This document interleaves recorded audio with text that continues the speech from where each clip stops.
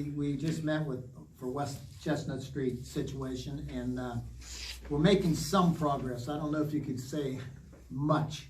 We're still, Bob Evans, Gutman, willing to really work with us.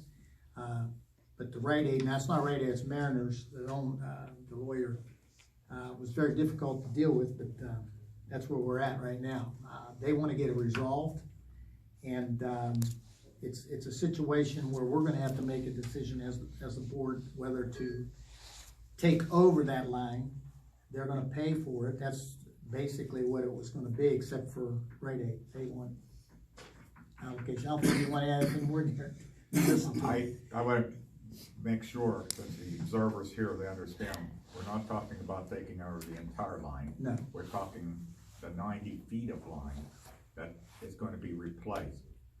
We have no agreement at this point. It was a very heated meeting. It was contentious.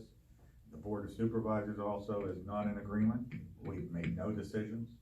All I could tell you is we're putting heavy pressure on them. We're concerned about the public safety issues.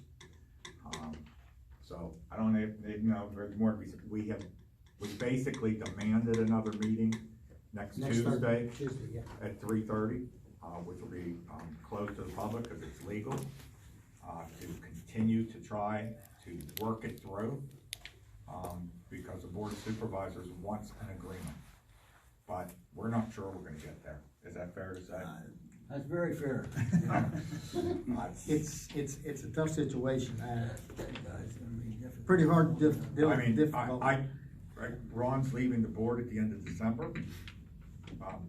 Martha left the board at the end of 2017. Still working on it. We've gone through 2 supervisors up here. Only one left, Sylvia, from originally when it all started in 2017. So it just shows you how long this has gone.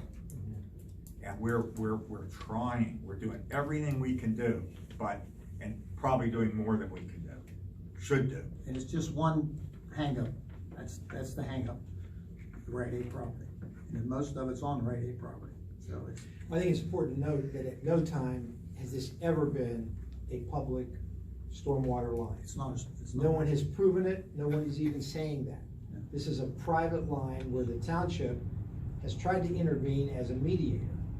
And now Rite Aid is putting all types of conditions on letting anybody come onto the property to fix the broken pipe, to eliminate, this flooding problem you have every time there's a major storm, and trying to go back decades of individuals that tapped in up on top of the hill, and just making a monster issue out of something that could be, I think, reasonably resolved, and you've got adjoining property owners who are willing to pay for it. But to all of a sudden insist that the township take over and inherit the entire project and problem, that's foolish. And he wants a refund.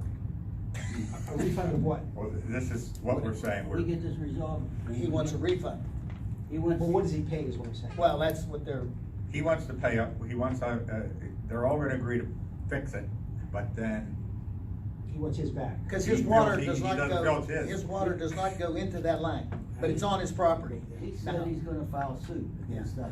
Well, I think that's good. The sooner we get into court in front of a judge, maybe the more reasonable this Well, thing he thinks is. the judge is gonna tell us no, we have to fix that pipe. And I think the board understands, and we've expressed to them very strongly today that our concern is if it takes 2 or 3 years in court and somebody gets killed on West Chestnut Street, then everybody is gonna take the heat.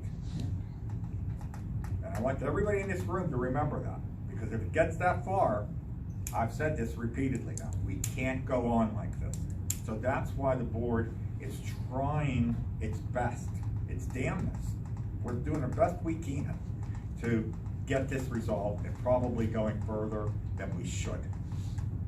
But We've done more than that. that's